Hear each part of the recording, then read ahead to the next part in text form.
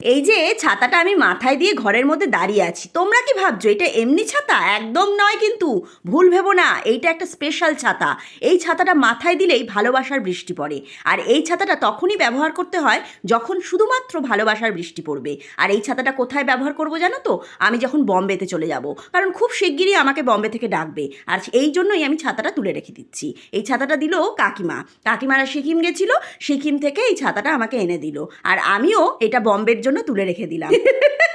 তোমরা ভাবছো এর মাথাটা মনে হয় পুরো গেছে। না গো, ভালোবাসার জিনিস না সবসময় মানুষের কাছে এরকম স্পেশালই হয়।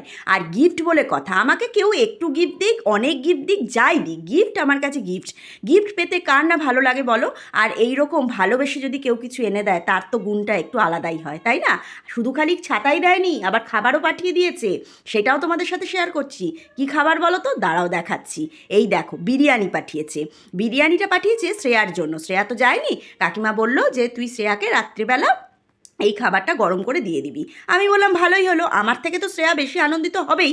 তবে আমিও যে কম আনন্দিত হয়েছি তাও কিন্তু নয়, কারণ শ্রেয়া যখন খাবে আমিও তার ভাগ খানিকটা পাবো।